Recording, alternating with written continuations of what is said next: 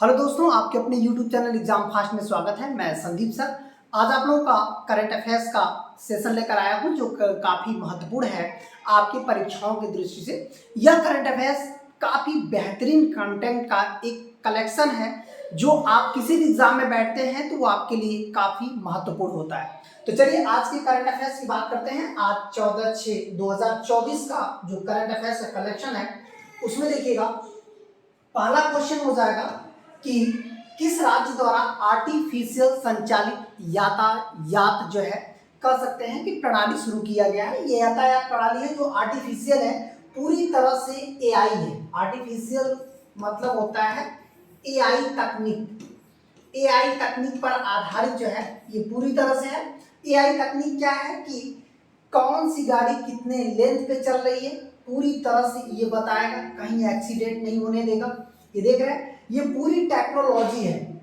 इसका मतलब है आपके ही मोबाइल से कनेक्ट होगा और पूरी तरह से टेक्नोलॉजी से कि आपकी गाड़ियों से कितनी कौन सी गाड़ियां, जिससे जो लगातार एक्सीडेंट हो रहा है उसमें बहुत तेजी से कमी आ जाएगी। देखिए, ये पूरी तरह से एआई सिस्टम पर चल रहा है, मतलब इसी को हम लोग कहते हैं आर्टिफिशियल इंटेलिजेंस। ये तकनीकी से यातायात प्रणाली सेवा शुरू करने वाला देश का कौन सा राज्य है?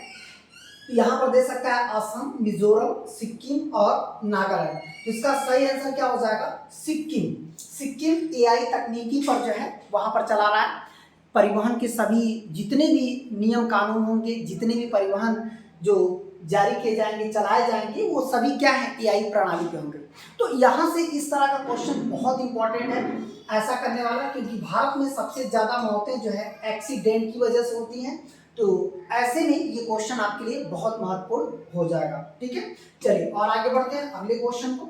अगला क्वेश्चन देखिए, फसाई में जो व्यापारियों के लिए फल पकाने वाले इस्तेमाल, फल पकाने के लिए इसका इस्तेमाल पर पूरी तरह से क्या किया है? बैन लगा दिया है कि भाई देखिए आप इसका इस्तेमाल नहीं करेंगे फलों को पकाने के लिए।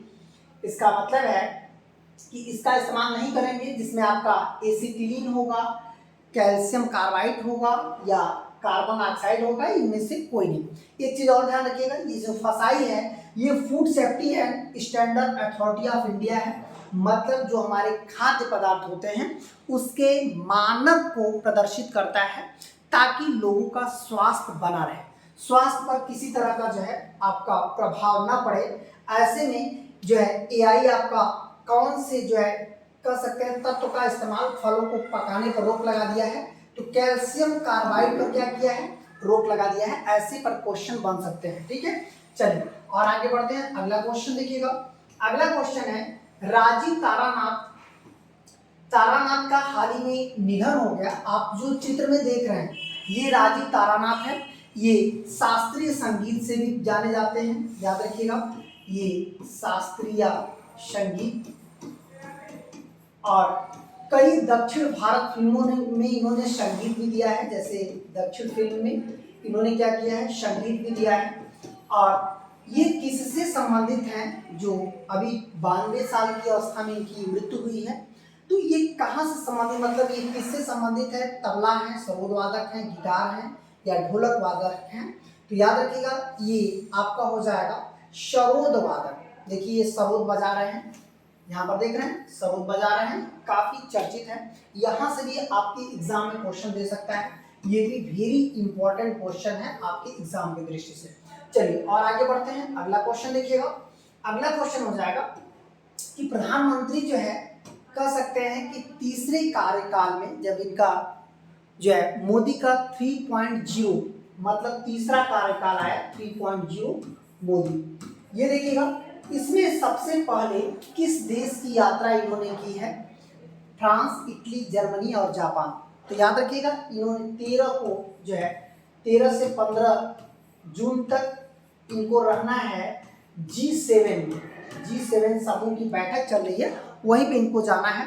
तो इनकी पहली विदेश यात्रा जो हो जाएगी, जहां पर आप देखेंगे फ्रांस है, इटली है, जर्मनी है या जापान है। तो इसका सही आंसर क्या हो जाएगा? इटली में G7 समिट चल रहा है जहां पर इनकी पहली यात्रा है इनके कार्यकाल 3.0 का। अब क्लियर हो गया? चलिए हो सकता है कि क्वेश्चन ये दे दे कि इनकी पहली यात्रा जो है किस देश की रही।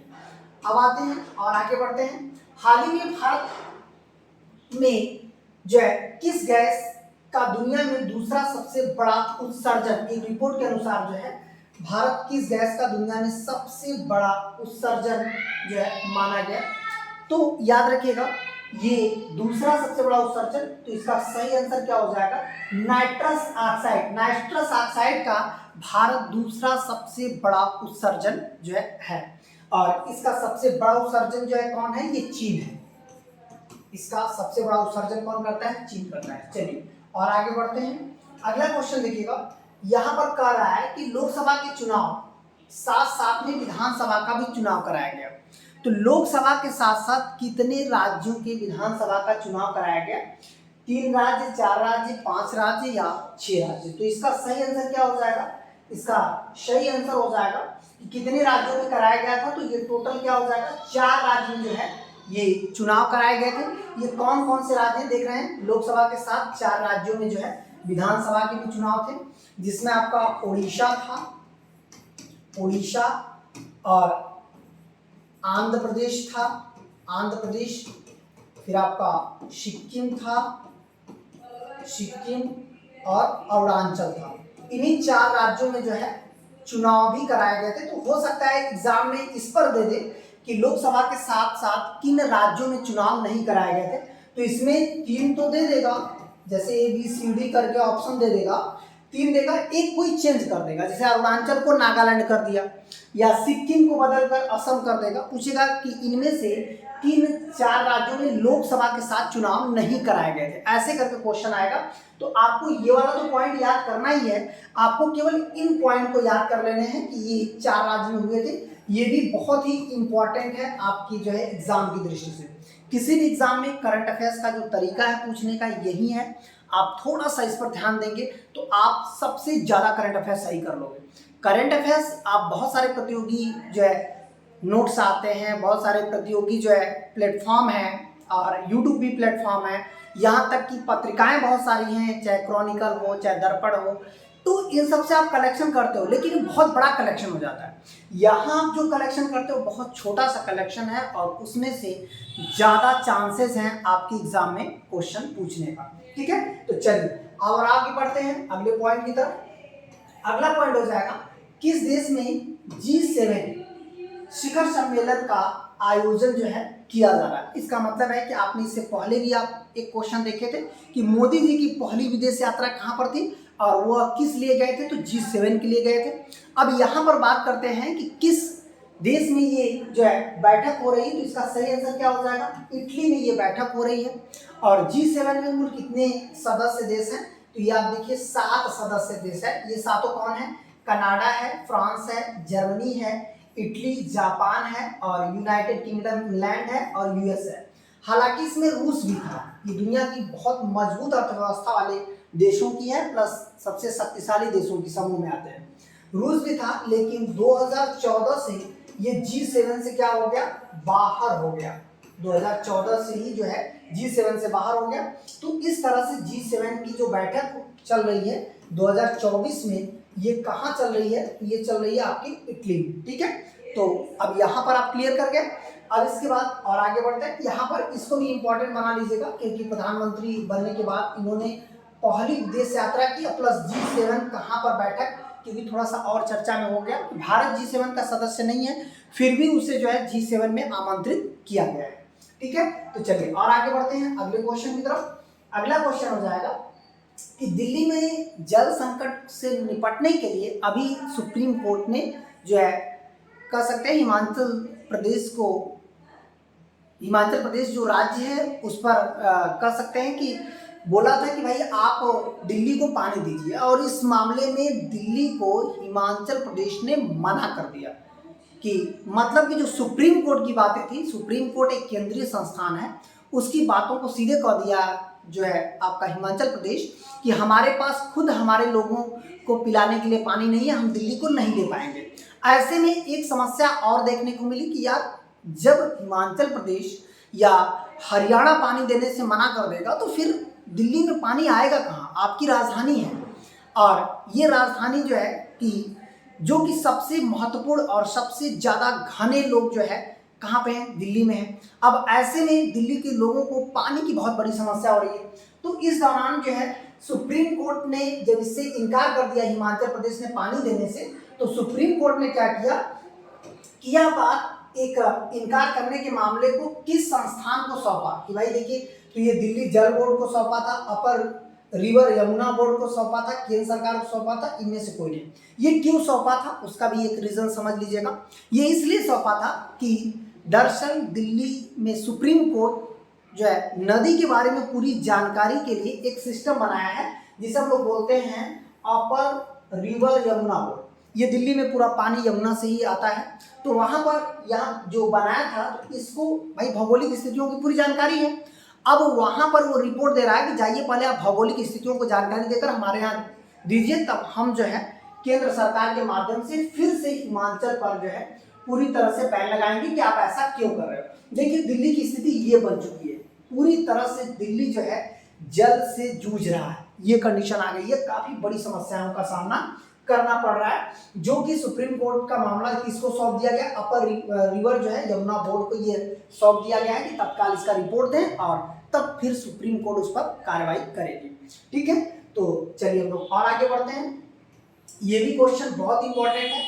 अब इसके बाद आते हैं कि केंद्र सरकार में द्वारा, देखिए यहाँ पर अजीत डोभाल दिखाई दे रहे हैं, और अजीत डोभाल वाकई में सुरक्षा सलाहकार हैं जो हमारे NSA हैं, और इन्होंने अब इस बार मोदी के कार्यकाल में फिर से नियुक्त हुए हैं हमारे सुरक्षा सलाहकार। तो ये चौथा इनका जो है कह सकते हैं, ये चौथी बार नियुक्त हुए हैं, दूसरी बार, तीसरी बार, चौथी बार या पांचवी बार। तो यहाँ से देखिए एग्जाम में क्वेश्चन दे सकता है। ये चौथी बार जो है अजीत डोभाल, ये काफी महत्वपूर्ण व्यक्ति हैं भारत के लिए क्योंकि ये सुरक्षा सलाहकार है। तो इस बार ये कितनी बार हुए थे, तीसरी बार नियुक्त हुए थे। चलिए और आगे बढ़ते हैं।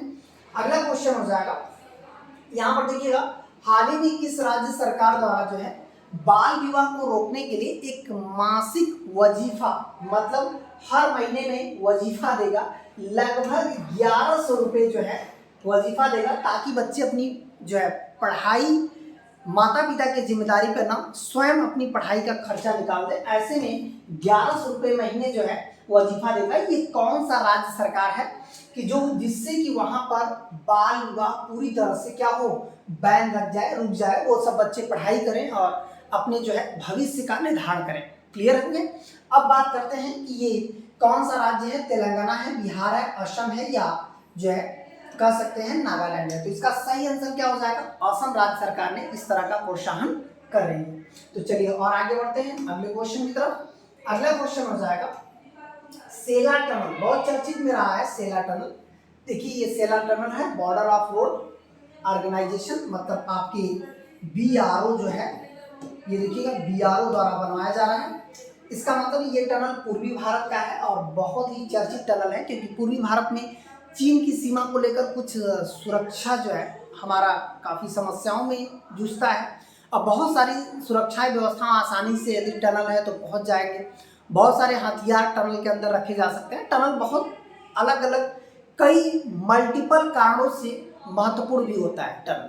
तो यहाँ पर देखिएगा सेला टनल, देखिए ये बना है BRO द्वारा, बहुत ही इंपॉर्टेंट है। ये किन दो राज्यों को जोड़ता है, असम से नागालैंड को जोड़ता है, असम से अरुणाचल को जोड़ता है, मेघालय से त्रिपुरा को, या असम से त्रिपुरा। तो इसका सही आंसर क्या हो जाएगा, असम से अरुणाचल प्रदेश को ये टनल जोड़ती है। ये जो है आसानी से अरुणाचल प्रदेश तक पहुंचना और अरुणाचल प्रदेश की गतिविधियों पर नियंत्रण रखना सेना का काफी आसान हो जाएगा। तो इसे किसके द्वारा बनाया गया, BRO द्वारा, बॉर्डर रोड ऑर्गेनाइजेशन जो हमारी BRO की टीम है उसी के द्वारा बनवाया गया। ये भी इम्पोर्टेंट है, क्यों, क्योंकि इसके इम्पोर्टेंट होने का कारण क्या है, थोड़ा सा ये भी समझ लीजिएगा। दरअसल पूर्वी भारत में वैसे भी बहुत सारे कम टनल हैं, पूर्वी भारत में सड़कों का घनत्व भी बहुत कम है, और पूर्वी भारत में ऐसे में यदि कोई टनल बनता है, इस तरह का कोई टनल बनता है जिससे कि चीन से हम भविष्य में लड़ सकें या चीन से एक मजबूत स्थिति पूर्वी भारत में बना सकें, तो ऐसे में सरकार अपनी चीज़ों को काफ़ी ज़्यादा प्रोत्साहित करेगी। तो ऐसा क्वेश्चन आपके एग्जाम में पूछना बहुत इंपॉर्टेंट है।